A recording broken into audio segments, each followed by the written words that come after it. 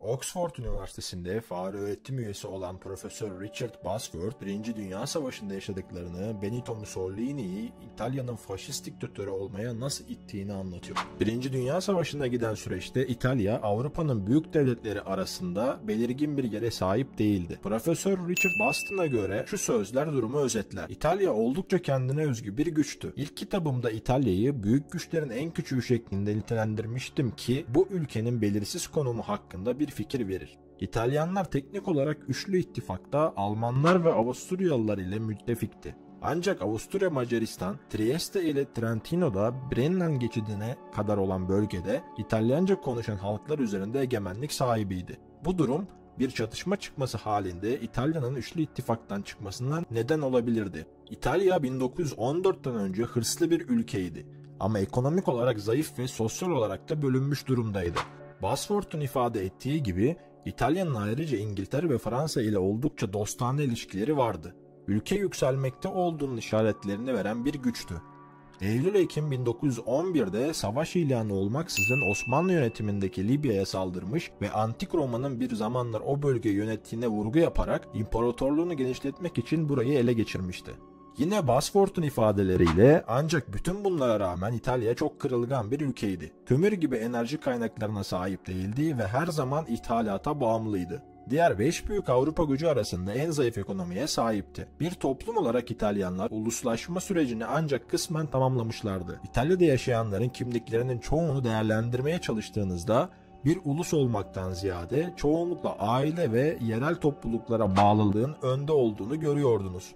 Ağırlıklı olarak köylerin yaşadığı bir ülkeydi ve özellikle de güneye doğru gidildikçe nüfusun önemli bir kısmı okuma yazma bilmiyordu. Birçok nedenle İtalya durumu oldukça belirsiz bir büyük güçtü. Daha sonra Benito Mussolini bu durumu futbola özgü bir tabirle tarif edecekti. Ülke 1. Lig dibinde mi kalacaktı yoksa küme düşme tehlikesiyle mi karşı karşıyaydı? Mussolini 1914 yılında ateşli bir gazeteci olarak çalışan genç bir sosyalisti. O zamanlar Sosyalist Parti'nin ana yayın organı olan Avanti adlı gazetenin editörüydü. Sosyalist hareketin radikal, devrimci tarafından yer alma eğilimindeydi. Haziran 1914'te İtalya'nın bazı kentlerinde bir dizi anarşist sosyalist ayaklanmalar yaşandı ve Mussolini editör olarak bu olaylardan büyük bir heyecan duydu.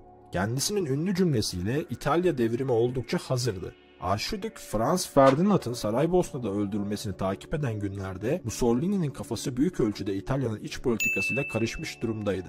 Ancak zihninde giderek yaklaşan savaşa dair bir hissiyat uyanmaktaydı. Arşidük'ün öldürülmesinden sonra Avrupa'nın büyük güçler arasında diplomatik ve askeri alanda patlak veren Temmuz krizi sırasında bile Mussolini hala anarşist sosyalist ayaklanmalardan bahsediyordu. Ama bir süre sonra bu suikastın ne kadar önemli olduğunu fark etti.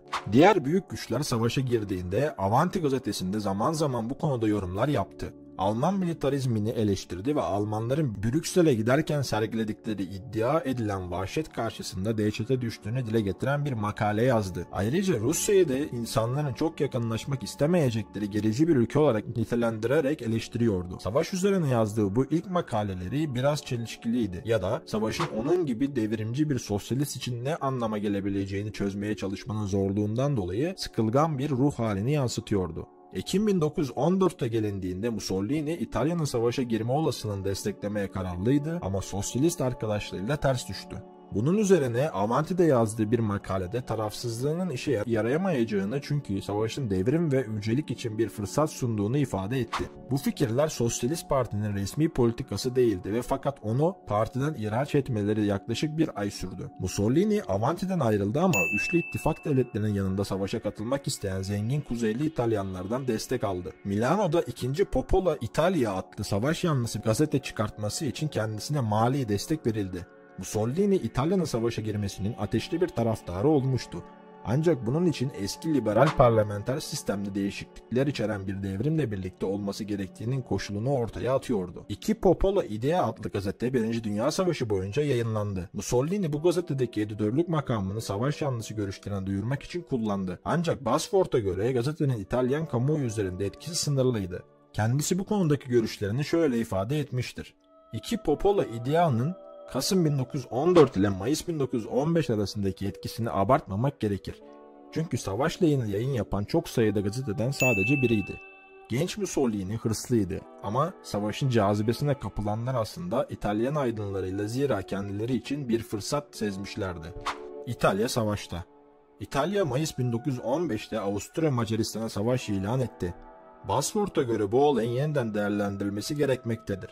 Ona göre İtalyan tarihçiler bunu pek sık dile getirmeseler de bu tam bir saldırganlık göstergesiydi. Avusturya İtalya'yı işgal etmemişti, aksine Avusturya'ya savaş ilan etmeye karar veren İtalya'ydı. Bu konuda yapılan coşkulu konuşmalarda çoğunlukla Tanrı'nın Brenner geçidi, Trente, İstirya'yı içine alan bölgeleri İtalya'nın doğal coğrafi sınırları olarak belirlediği iddia edilerek bunun gerçekleştirilmesi halinde ulusun bir bütün haline geleceği ifade ediliyordu. Profesör Bosworth coşkulu söylemlere rağmen İtalyanların çoğunun çatışmaya hevesli olmadığını söylemektedir. Ona göre savaşa girme kararını verenler aralarında Mussolini gibi isimlerin de bulunduğu sesi gür çıkan bir grup entelektüel tarafından desteklenen liberal politikacılardı. Ancak bunlar azınlıktaydı. İtalyanların büyük çoğunluğu hiçbir şekilde bu işe hevesli değildi. Belki de yarısı Avusturya'nın nerede olduğu ya da ne anlama geldiği konusunda hiçbir fikri olmayan köylülerdi. Hatta belki de İtalya'nın gerçekte ne anlama geldiğine dair bir fikri bile olmayabilirdi. Çünkü bu insanların odaklarında yerel toplulukları ve aileleri vardı. İtalya Eylül 1916'da Almanya'ya savaş ilan edecek, ancak muharebelerin büyük bölümü kuzey sınırı boyunca Avusturya Macaristan ile yapılacaktı. Savaşın başında İtalyan ordusunun mevcudu 300 binden azdı. Ancak Kasım 1918'e kadar bu sayı 5 milyon üzerine çıkacaktı. Ulusal seviyede büyük bir fedakarlıktı. Savaşın geri kalan bölümünde İtalyanlar korkunç acılar çekti. İtalyan ordusu 3 yıldan biraz fazla bir süre içinde yaklaşık 460 bin ölü ve 955 bin yaralı olmak üzere toplamda 1,4 milyon kayıp verdi. Birinci Dünya Savaşı sırasında başka yerlerde olduğu gibi özellikle Kuzey İtalya'da İtalyan askerleri bir yıpratma savaşıyla karşı karşıya kalmışlardı.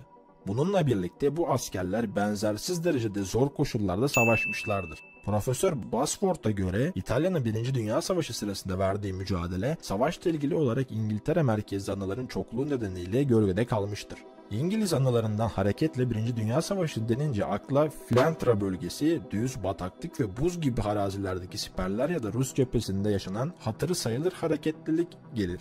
Oysa İtalyanlar düz arazi yerine dağlarda ya da kayalık tepelerde savaşıyordu. Koşullar coğrafi anlamda çok kötü ve insan yaşamı için limitleri zorlar nitelikteydi. Çünkü karla kaplı Alp dağlarında kışın muharebe ederken yapabileceğiniz pek bir şey yoktur. İtalyanların arazi nedeniyle yaşadıkları sorunlar kendi toplumsal bölünmeleriyle daha da derinleşiyordu. İtalya askerlerinin çoğunluğunu köylülerin teşkil ettiği sınıfsal olarak bölünmüş bir devletti. Subaylar ve erler arasındaki farklılıklar vardı. Erler kelimenin tam anlamıyla farklı diller ve yerel lehçeler konuşuyorlardı. Bu diller komuta subaylarının dili olan ulusal dile taban tabana zıttı. Zavallı erler doğru düzgün beslenmekte zorlanırken subayların cephe gerisine gidip güzel akşam yemekleri yediğine dair pek çok kanıt vardı. 1915-1916 yıllarında İtalyan ordusu erlerin sağlıklarına kavuşmaları için üst bölgelerine dönmelerine izin vermek isteksizdi. Eğilim erlerin cephede bırakılması yönündeydi ve orası da kesinlikle hoş bir yer değildi.